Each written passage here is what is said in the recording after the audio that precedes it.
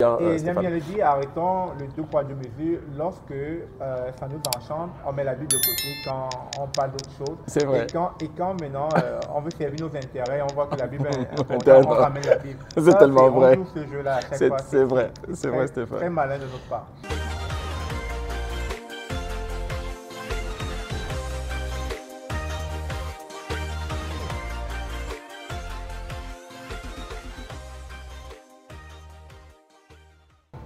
Bonjour, bonsoir, bienvenue sur la chaîne de l'immigration et de l'entrepreneuriat.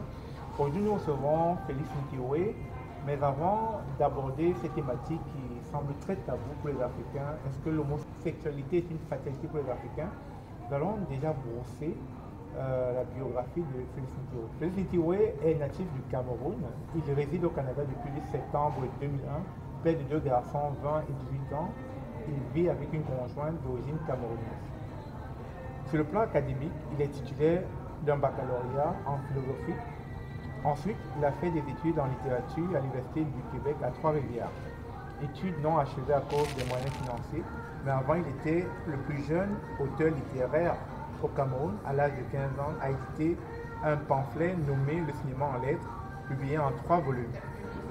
Cet ouvrage lui a permis de voyager à travers l'Afrique de l'Ouest afin de donner le goût de la littérature à des jeunes collégiennes et collégiens du Bénin, Togo et Burkina Faso.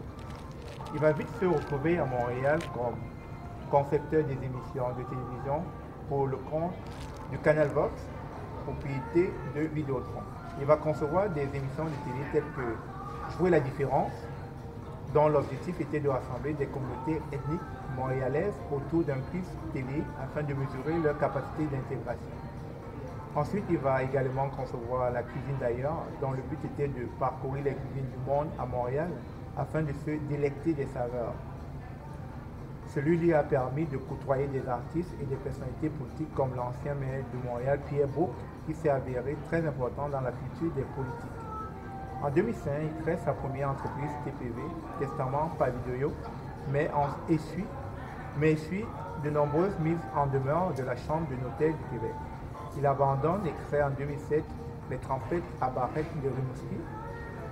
Il est le premier immigrant noir à offrir des trompettes pour crudité faites à base d'épices au Canada et il obtient un énorme succès.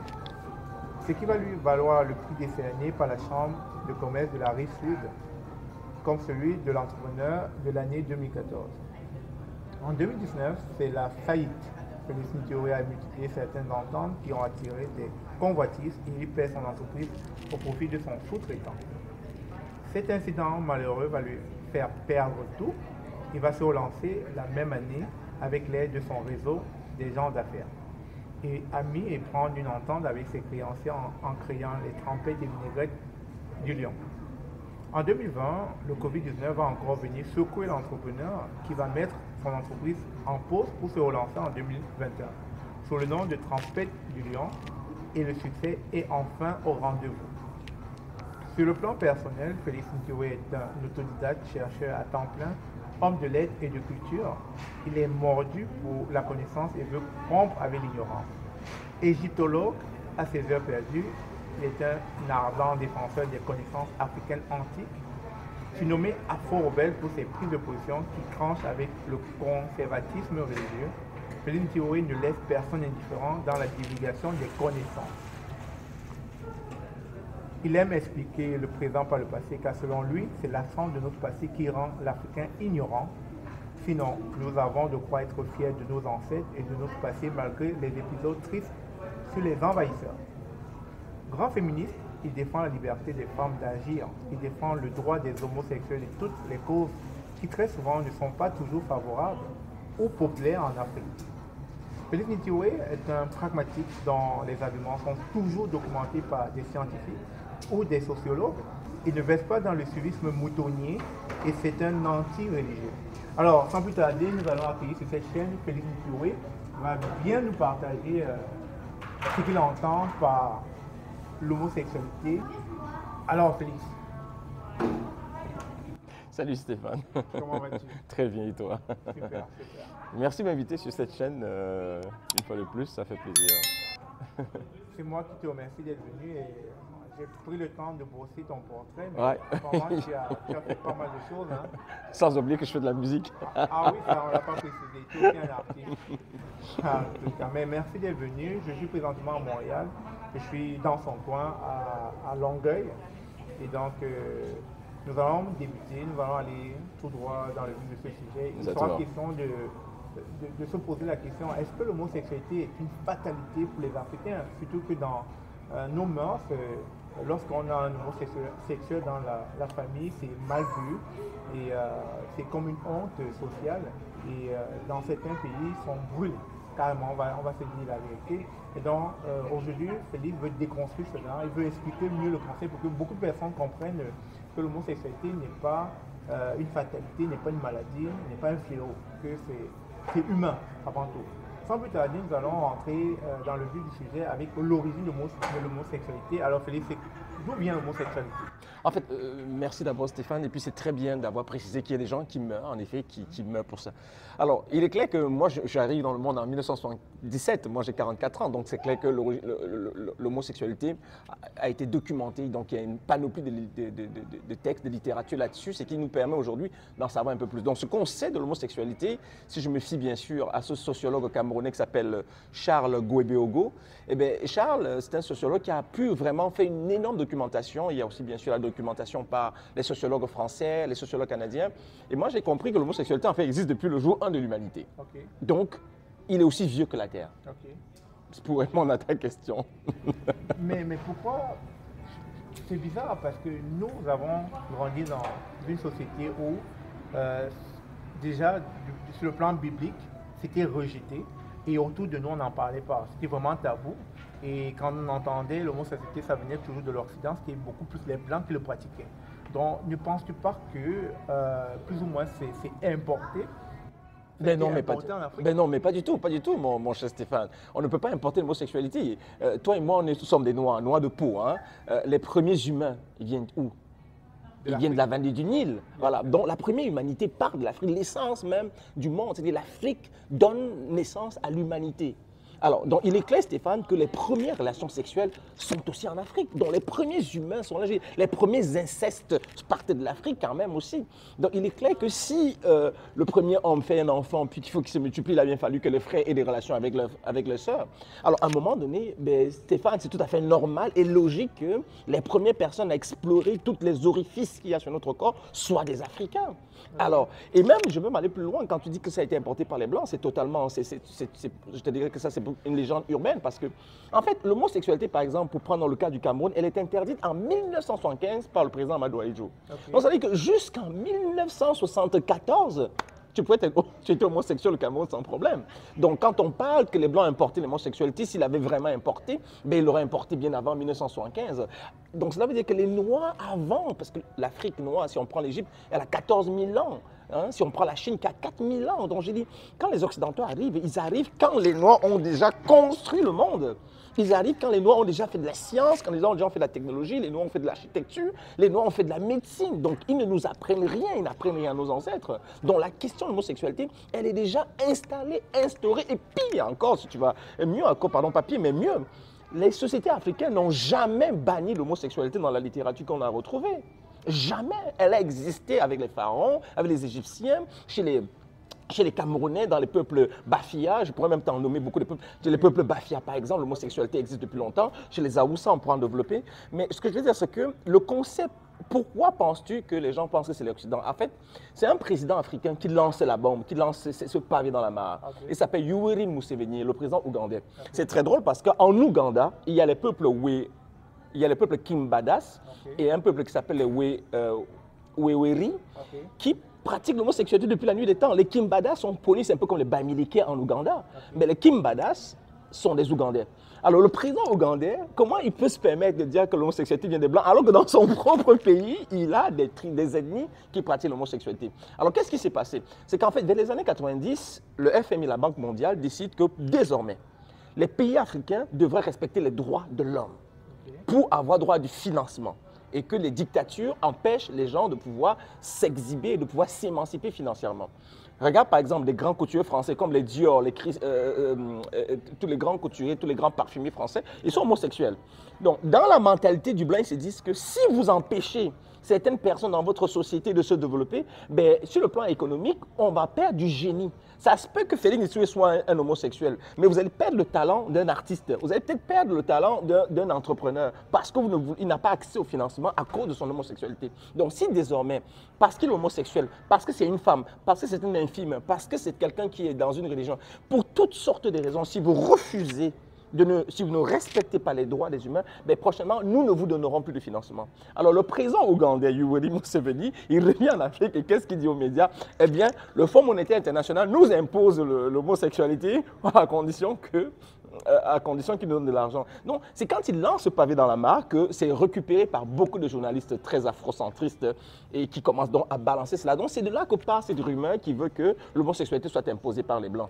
Oui, mais Félix, tantôt, tu as dit qu'au Cameroun, le président Amadou Ahidjo bannit l'homosexualité en 1975, si je ne me trompe pas.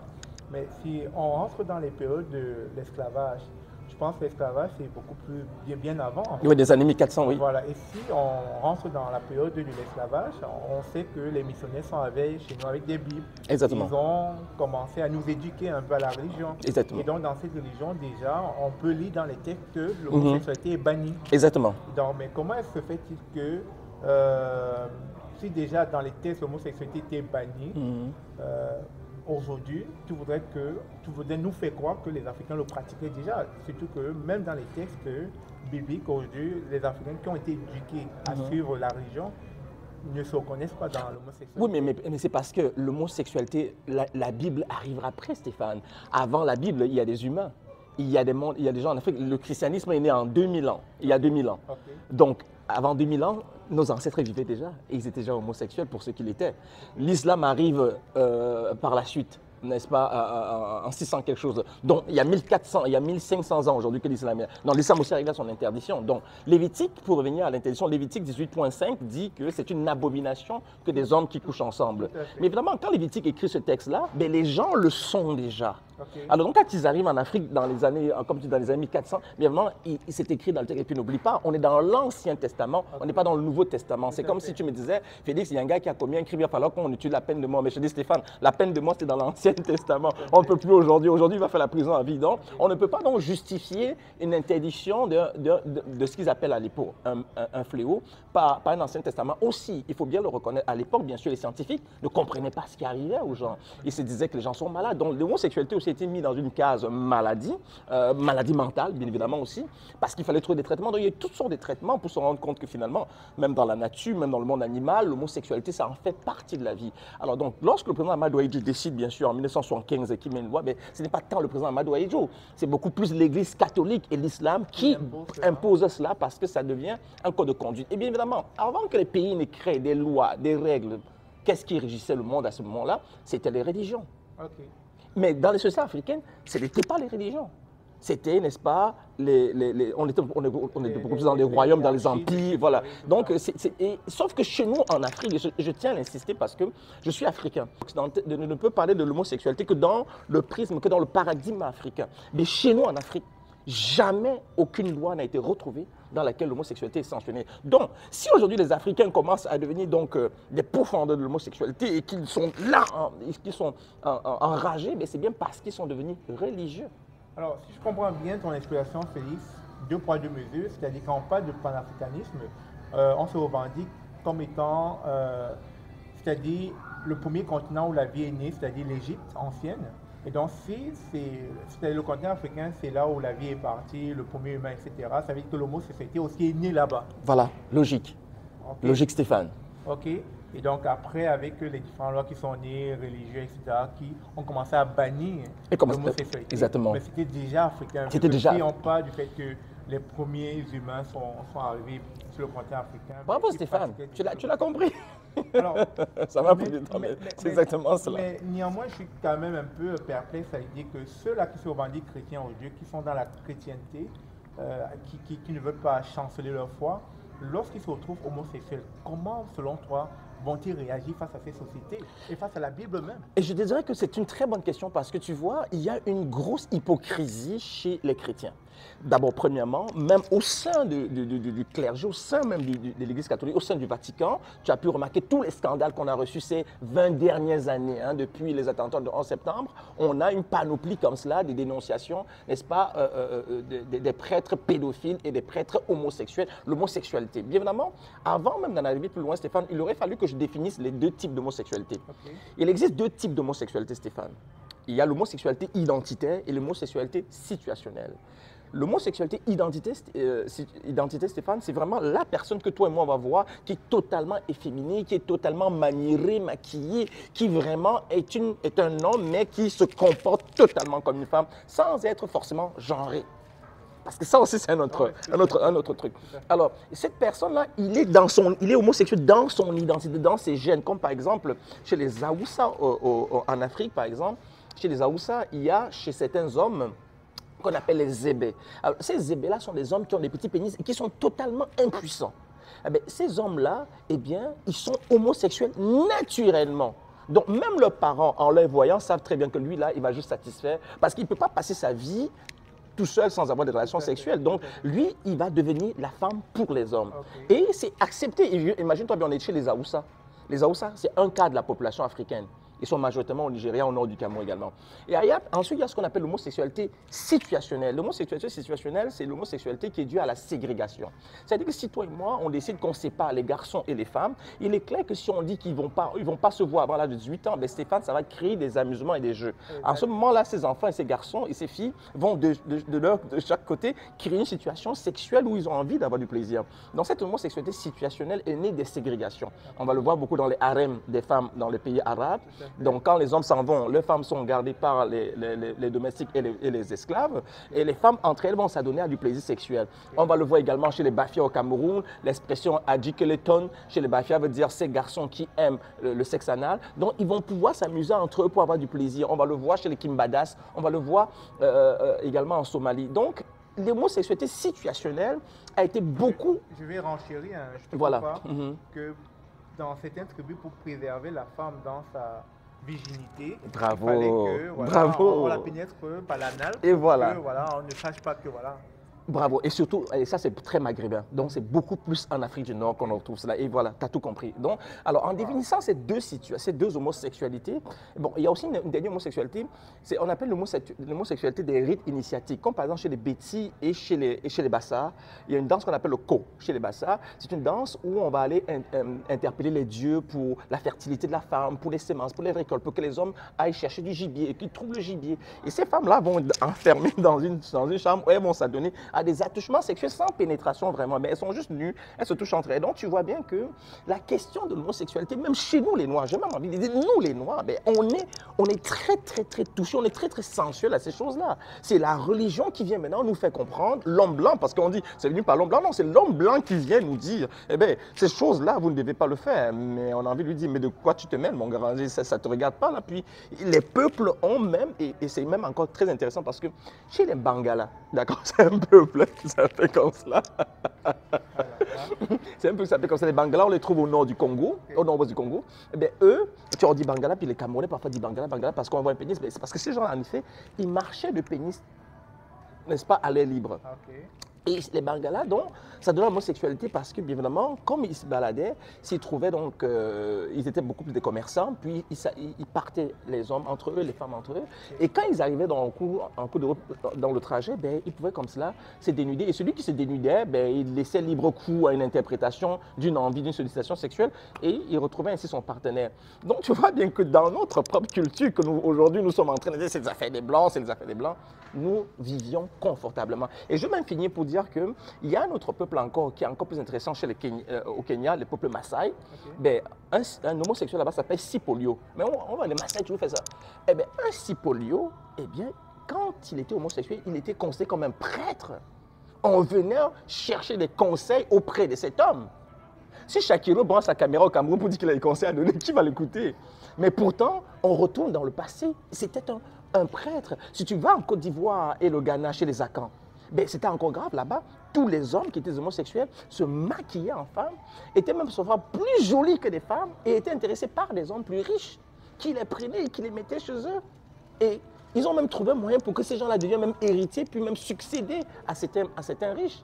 Tu vas plus loin en Guinée équatoriale, les femmes, ben, les peuples paouins, au sud du Cameroun, ben, eux, là-bas, ils vont pratiquer une homosexualité situationnelle en disant que, écoute, en pratiquant cette homosexualité-là, ça va donner de la richesse. Mais ça, on n'a jamais pu prouver qu'ils devenaient riches parce qu'on a bien pu remarquer que chez les femmes, il n'y a pas de milliardaires, il n'y a pas de multimilliardaires là-bas. Donc, c'est plutôt des hommes qui, comme ça, flattaient les enfants en leur disant, ben, si tu t'adonnes à cette activité-là, tu vas faire de l'argent. Et c'est ça qui fait naître les rumeurs selon lesquelles beaucoup d'hommes au Cameroun se donnent en Afrique, se donnent à l'homosexualité pour de l'argent.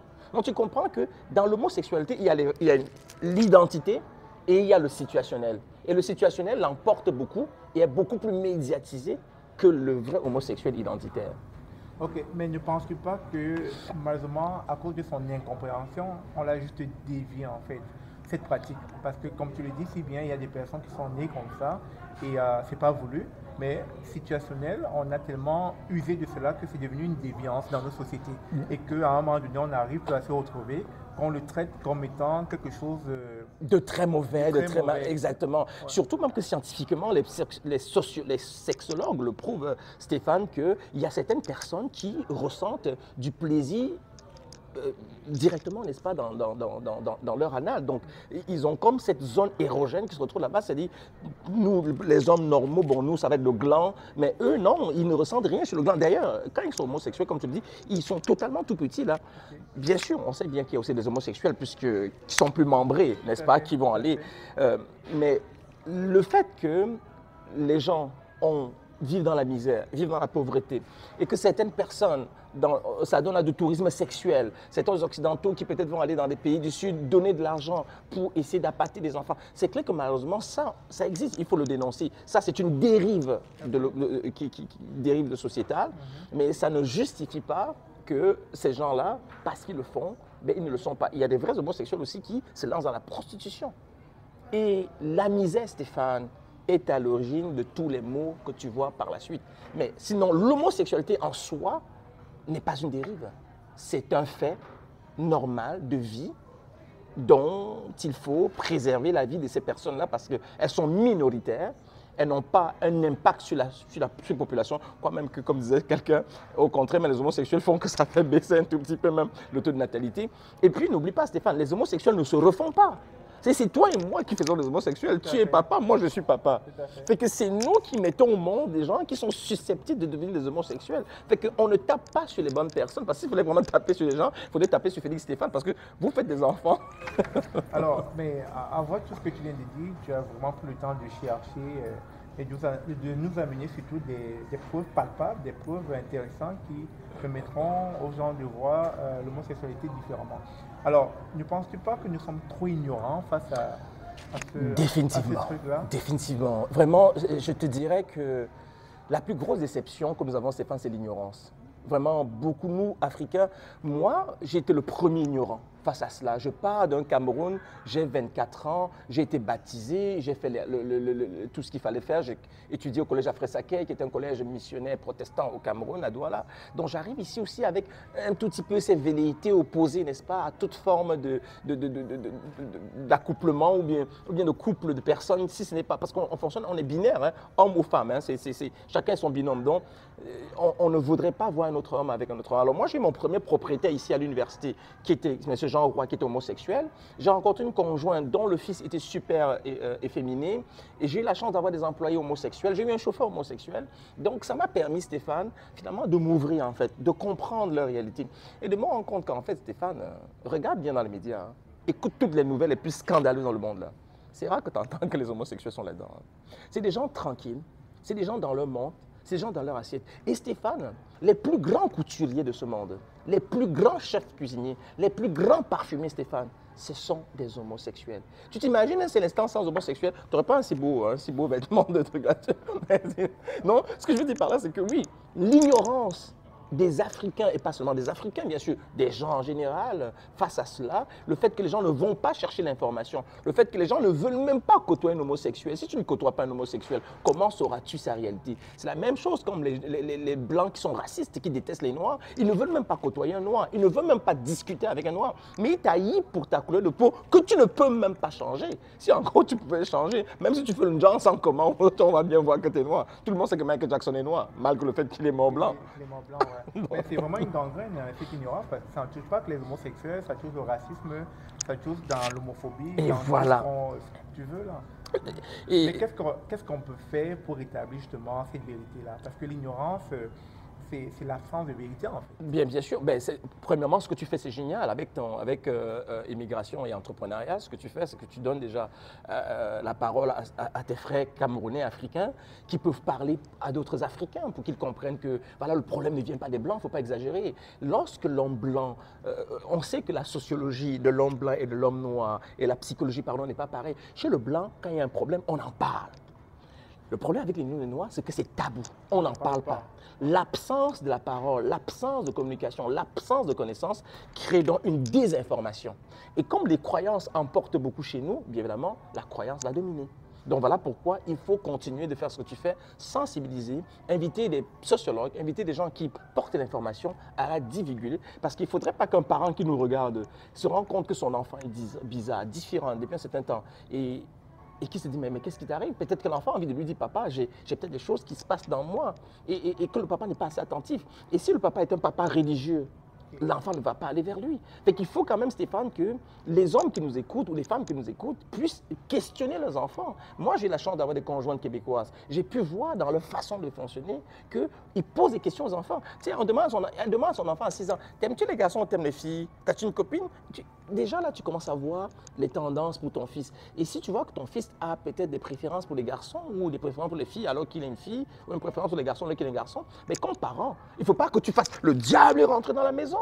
Mais il faut que là, tu ailles chercher l'information. Et à l'université McGill, ici à Montréal, ils ont un département où, justement, les parents qui ont des questions là-dessus peuvent amener les enfants là-bas. C'est gratuit, ils font une consultation et ils vous disent un peu si vos enfants ont des tendances. Je suis parfaitement d'accord avec ce que tu dis, Félix. Et j'apprends de tes recherches, de tes analyses, toujours pertinents. Mais néanmoins, il y a quelque chose qui me taraude toujours l'esprit.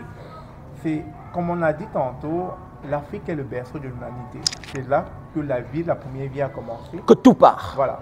Mais si on rentre toujours dans la Bible, déjà tu es anti-religieux, j'ai brossé ton portrait, mais la Bible dit il y a eu une destruction de Sodome, Genèse 19. Exactement. Mais ça veut dire que c'était déjà répugnant aux yeux du Créateur. Pourquoi on parle de destruction donc? Oui, mais ça, par contre, il faut qu'on soit honnête, Stéphane. Hein? Le Créateur n'existe pas il y a 2000 ans. Ce n'est pas 2000 ans qu'on a découvert le Créateur. La Bible a été écrite par des Juifs. D'accord?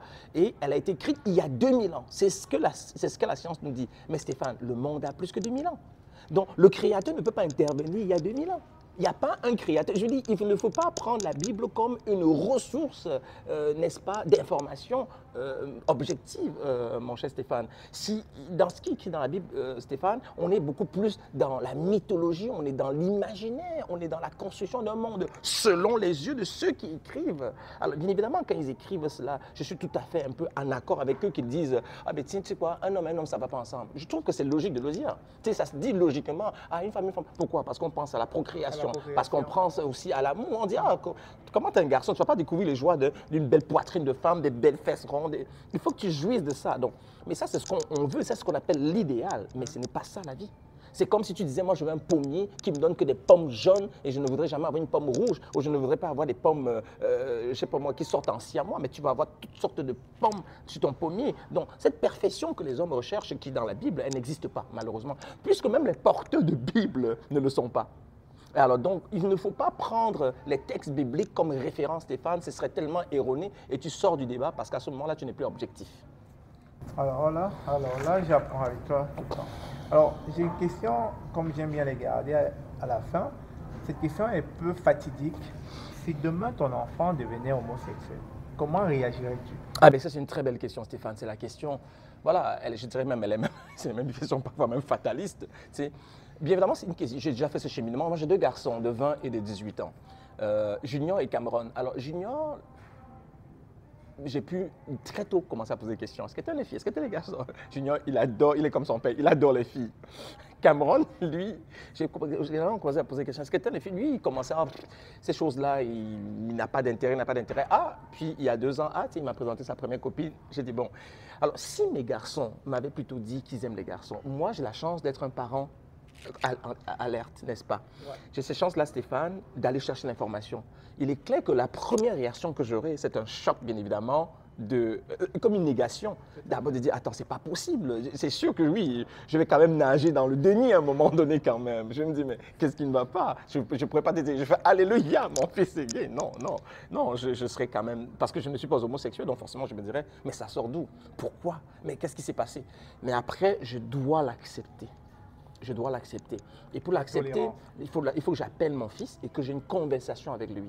Je ne peux pas me mettre à le blâmer. C'est moi qui ai mis au monde cet enfant-là. Il n'est pas allé cueillir l'homosexualité quelque part. Je poserai une question, par exemple, à savoir, est-ce que c'est une homosexualité situationnelle ou identitaire? Parce que aussi, si ton fils est homosexuel, Stéphane, tu vas le voir. Mais si je me rends compte que peut-être que mon fils, au fond, il s'adonne à ça, pour se payer des téléphones, des iPhone 14 ou je ne sais pas moi trop, ou parce que je vois qu'il commence à avoir des vêtements un peu plus trop de marque. Non, là je pourrais dire, mais je ne pense pas que tu es homosexuel. Toi, je pense que tu t'adonnes à ça peut-être pour du bien. Donc pour du bien, pas pour le fun, mais pour du bien, parce que peut-être qu'il n'a même pas de fun là-dedans. Stéphane, là, peut-être que lui, il veut, on sait que toi, un iPhone c'est 1500 $. Si ça donne à ça pour acheter un iPhone ou pour s'acheter une paire de Louboutin, ou si c'est une fille, ben là ce n'est plus normal. Donc il faut comme parent aller voir, si ton fils est homosexuel, essaie de voir s'il est vraiment homosexuel situationnel ou identitaire. De toutes les façons, s'il est homosexuel identitaire, comme parent, tu vas le savoir. Ouais. Ouais. Donc chez moi, non, il y aura un petit déni au début, puis par la suite, il y aura une acceptation et une tolérance et un accompagnement aussi, et une absence totale de jugement. Il faut arrêter ça. C'est en les jugeant qu'ils se jettent sous les ponts, Stéphane. C'est en les jugeant qu'ils se suicident, parce que le taux de suicide est très élevé auprès des ados homosexuels. Des ados. Pas des adultes, des ados, parce qu'avant qu'ils n'aient 18 ans, hein, bien évidemment, ils sont là-dedans. Dès qu'on les juge, qu'est-ce qu'ils font? Ils sont fragiles. Ils se suicident. Alors, merci Félix. Comme vous, je viens d'apprendre pas mal de choses sur l'homosexualité. Déjà, comme Félix, en partant de l'Afrique, j'avais du mal à accepter cela. Mais à force de vivre et de côtoyer ces personnes, ils sont comme vous et moi. Et j'ai fini par comprendre que ce sont des personnes humaines et qui, ma foi, parfois, font moins de mal que les homosexuels. Donc, il faut parfois vivre avec ces gens pour mieux comprendre. Et donc, je retiendrai de ce que vient de dire Félix qu'il y a des homosexuels identitaires et puis les homosexuels situationnels. Et donc, si votre enfant est identitaire, vous le saurez. S'il est situationnel, allez-y, essayez de comprendre pourquoi. Peut-être vous pourrez l'éviter, voilà, de tomber dans ce besoin pour acquérir un bien matériel, etc. Exactement. Donc, voilà. Il va falloir être tolérant face à ces personnes. Définitivement. Des humains, comme vous et moi. Il y a des droits de l'homme qui les protègent aussi. Voilà, si vous ne connaissez pas, allez lire, allez vous instruire, demandez, questionnez-vous. Ne prenez pas pour acquis comme quoi papa n'aimait pas, grand-père n'aimait pas, vous aussi vous n'allez pas aimer. Il va falloir comprendre pourquoi papa ou grand-père n'aimait pas, au lieu juste de tomber dans le suivisme. Et n'utilisez surtout pas la Bible comme argumentation pour justifier le refus de l'homosexualité, surtout quand vous êtes un Africain. C'est qu'on fait très souvent. Parce qu'il faut le dire. Et j'aime bien le dire, arrêtons le 2 poids 2 mesures. Lorsque ça nous enchante, on met la Bible de côté quand on parle d'autre chose. C'est vrai. Et quand maintenant on veut servir nos intérêts, on voit que la Bible est importante, on ramène la Bible. C'est tellement vrai. On joue ce jeu-là à chaque fois. C'est vrai, Stéphane. Très malin de notre part. Et avant que tu termines, je te laisserai partager mes liens. Okay. J'ai fait 3 capsules là-dessus, éducatives sur l'homosexualité.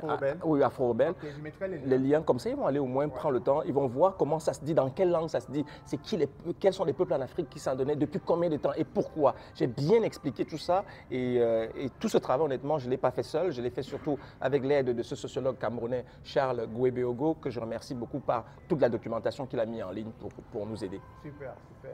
Alors Félix, est-ce que tu avais un mot de fin pour finir? Ben, je te remercie beaucoup Stéphane, honnêtement. Je suis très fan de ta chaîne, je suis très fan de ce que tu fais. Je pense qu'il est temps que tu monétises ces affaires parce qu'il faut que tu ailles chercher plus de vues que ça, même pour de l'argent dessus Stéphane. Parce qu'honnêtement, tu fais un travail impeccable et je trouve que si tu ne mets pas de l'argent, ben, ça ne va pas autant voyager comme il faut parce que tu sensibilises énormément et tu es une porte-voix. Tu commences à devenir une référence ici pour nous, là, ta petite crinière, ta petite barbe blanchâtre. Non, je te remercie beaucoup pour ce travail-là. On a besoin de cette type d'immigration. C'est une immigration positive, les informations positives. Non, c'est bon. Et puis moi, ça me fait plaisir de participer. Et c'est comme tu veux. Invite-moi, je suis là. Merci encore, Félix. Encore, comme il a dit, n'oubliez pas de vous abonner, de liker, de partager. Ce fut un plaisir. Passez une très belle journée ou bien une très belle soirée. L'heure à laquelle vous recevrez cette vidéo. Merci, au revoir.